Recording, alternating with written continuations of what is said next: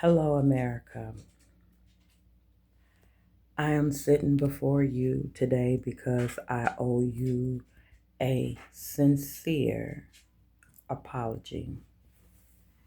Let me make myself comfortable, America.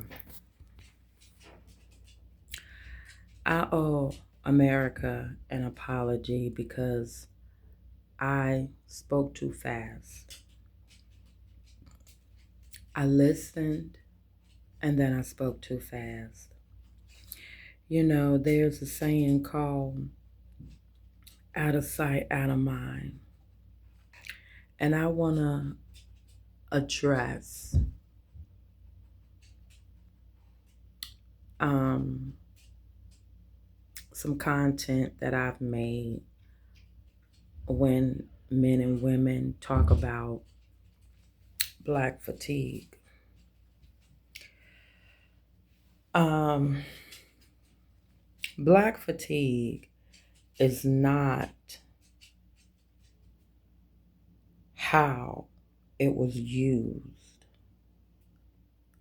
back in the day. Black fatigue back in the day meant something else. Black fatigue today means they're tired of black folks' shenanigans. We're tired of it, is what black fatigue means today. I was watching some footage of the little niggas, the young niggas, and the unks and the old heads. I saw videos that was based out of Chicago that were caught on people's cell phones and Ring cameras and police cameras, um, the street, the city cameras is where I was able to see these videos, and someone decided to upload it.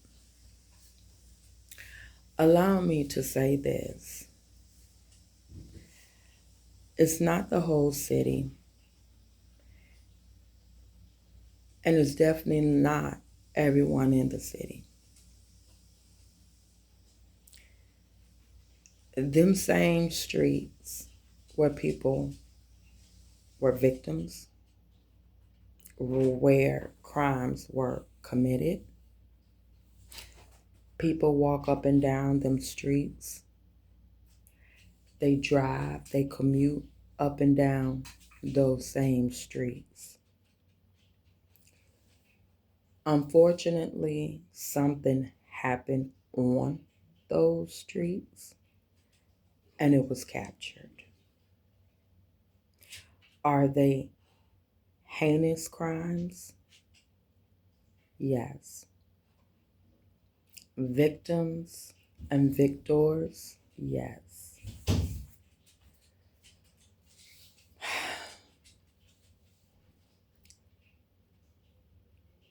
I've been away from Chicago since 2007.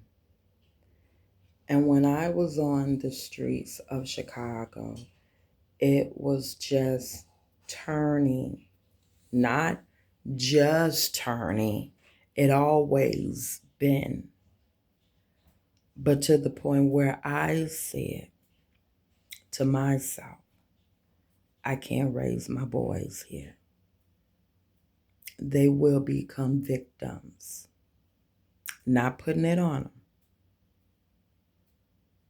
but they are the YNs they were little niggas getting ready to cross over to a YN.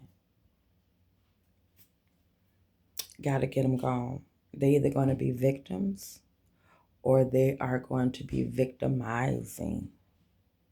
They're going to be part of the problem.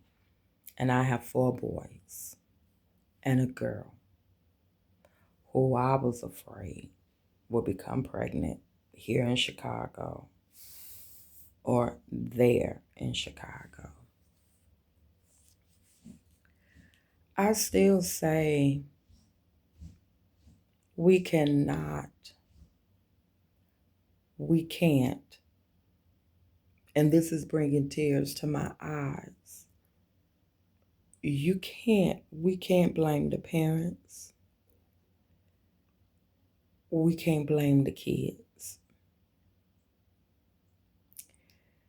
This is something that is far greater than what we know and what we can handle. And the analogy that I'm going to use is playing spades or playing cards.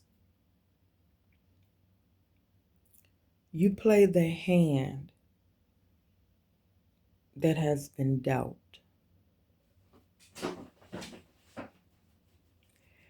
And when you play the hand that you've been dealt, it doesn't mean that you know how to play it. Because the first thing we holler is, I can't play with this. Deal over. The deal has been dealt. In some games, you're able to pull another card. But it may be just as worse than what you put back in. Or that one card messed up your whole hand. The folks that you all are talking about, these are not my words. I'm just regurgitating what I heard. These are your little niggas, your YNs, your EBT, your Section 8, your unemployed, your uneducated people. Those are the people that you guys are talking about in these videos that may not have any of those, but you just assume because of their behavior. But I will say again, you will have someone from those communities that want to help, and you won't help them because of where they from and what they look like. You are already afraid and you put up a wall of defense because they're a different class, they're a different group.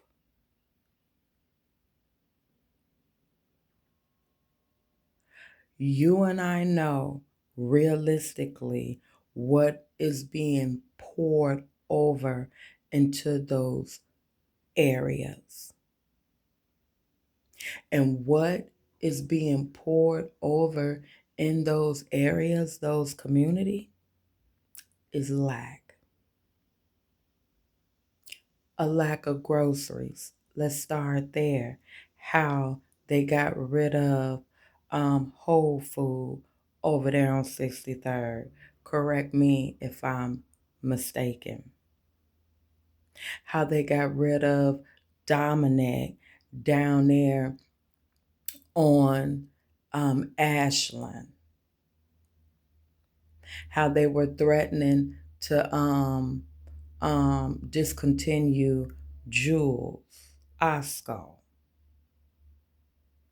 How they got rid of Aldi's off of 75th and Ashland. I'm not from there, but I know. I keep up with it.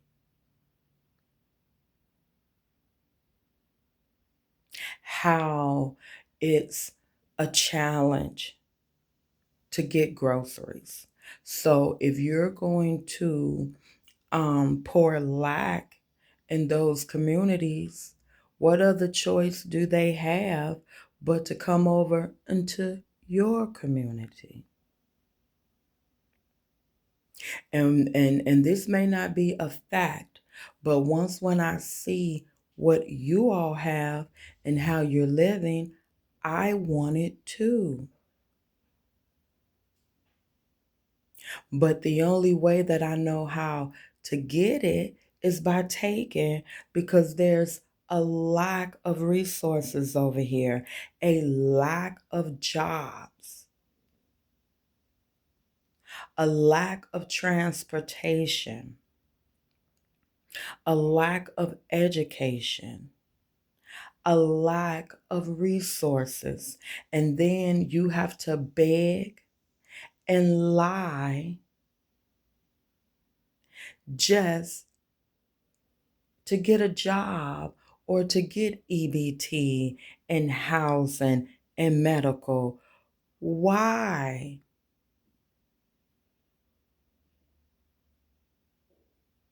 Why? I've been there. I lived, I grew up, my formative years was on 70th and East End, going to Parkside School. East. Then I went west, and now I'm around Foster Park and Ducktown and all these other towns. When the gangs respected the women, the children, and the elders.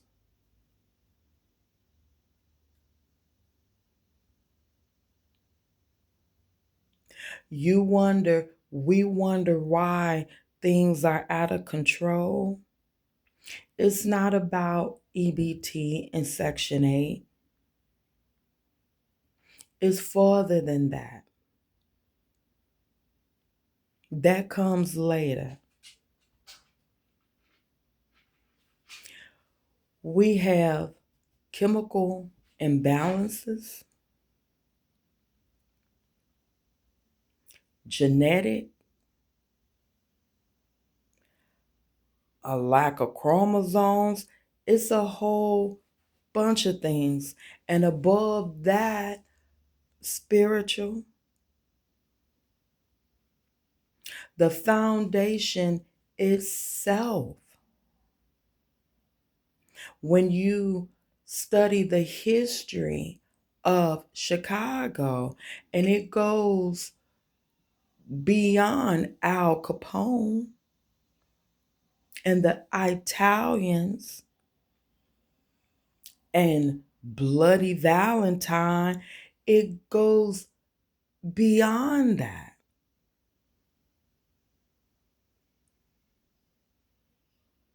When Chicago didn't have structure, and that bloody war they had, and so many people was massacred. And before then, if you want to go back to the Indians, and before then, so it didn't just start with the ghetto. It's known to be violent. And those spirits is manifesting themselves through the atmosphere and to the people, breathing it in.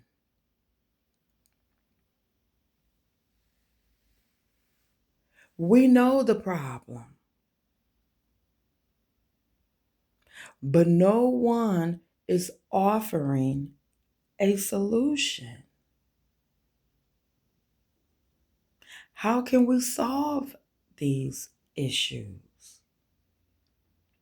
Why are we warring with one another and destroying families? What is the root? You have these young females gang fighting, promoting violence. You know what we said, and encouraging. You know what we said back in the day when I was in Chicago?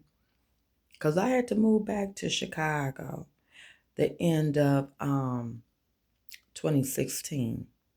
And I was there to 2018. That's just a little side note. It's the Cheetos. It's the Flaming Hots. It's the quarter juices. It's the Popeye's chicken. It's the dill pickles and Cheetos that got these people belligerent. It may not be those items specifically, but it's definitely in the food. It's definitely in the air. And when I saw how those young men and young women are out there behaving in the streets of Chicago, it's ridiculous. And it is scary. See, when you are away from the problem, you don't understand and you don't realize.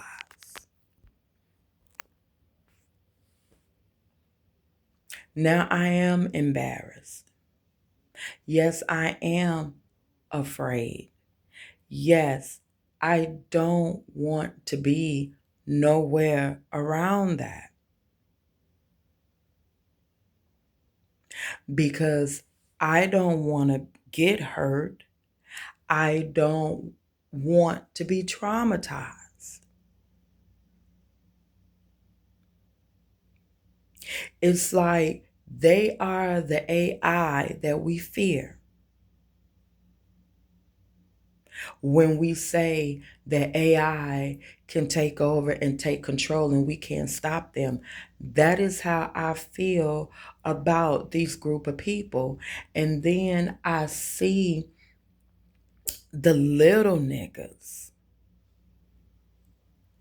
carrying switches and wearing masks and talking about the ops.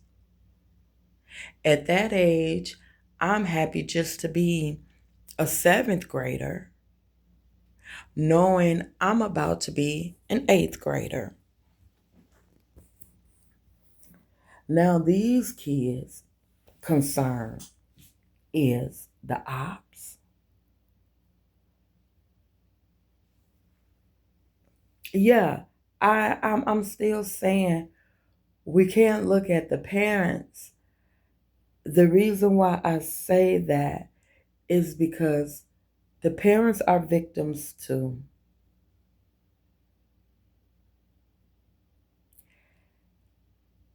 A parent cannot be a parent if they weren't parented. When the grandmother is wilding, the daughter wilding, the kids wilding. Grandma may not be wilding as much. She's seasoned. She been through some stuff. She may have calmed down, but it's not working.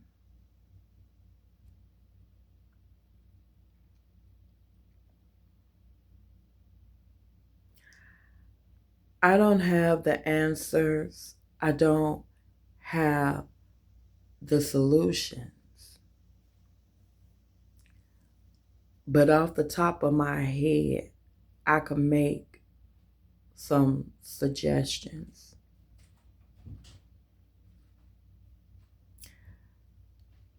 Having a peace treaty, a, not so much a stop the violence, but I remember in New York, once or twice in Chicago, where we need a peace treaty. But Chicago now have so many sub gangs, names that I've never heard of before. You were either GD, wait, folks, gangster disciples, or you were a blood, a vice lord. Now you got gangs according to streets, blocks, hoods, communities. I don't remember that.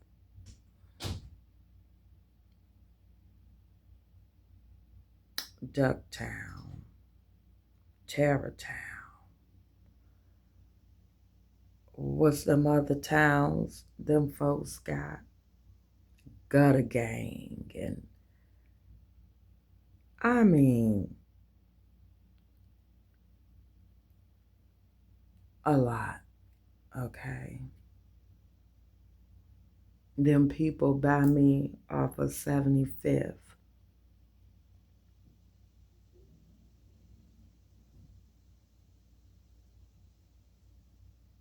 What was Lil Jeff gang? The Bloodhound gang. I mean, you just got so little sub gangs. How can you reach all of them so we can keep people alive and give them the help that they need and the peace for them to sleep and move around? How can we get that?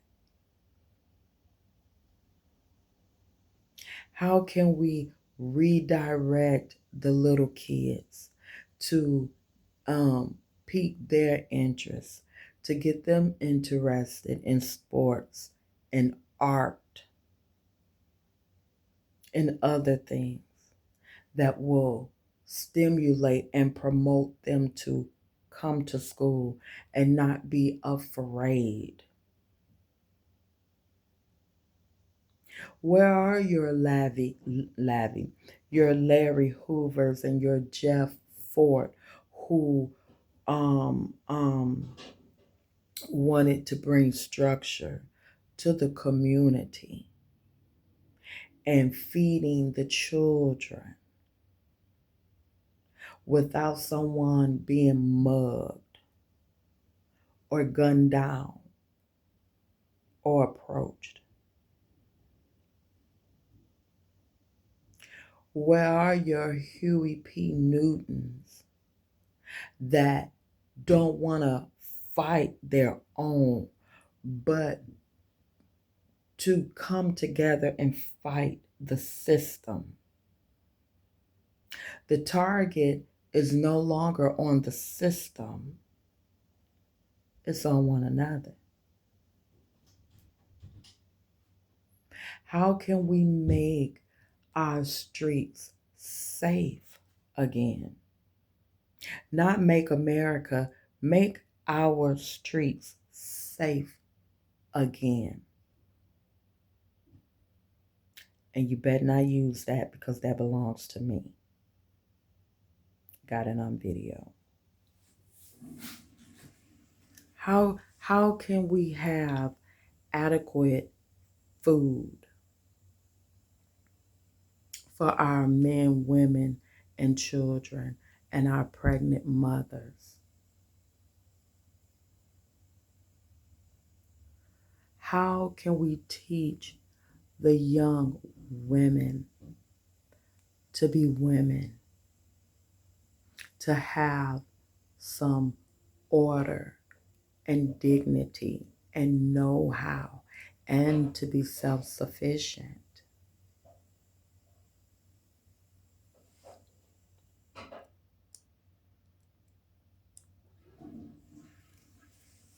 Can we have a home ec class?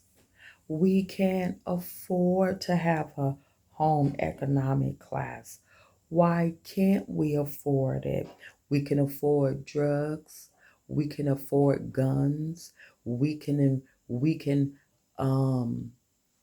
afford carnival cruises, and long extensions in our hair. We can afford steak, and we can. We can.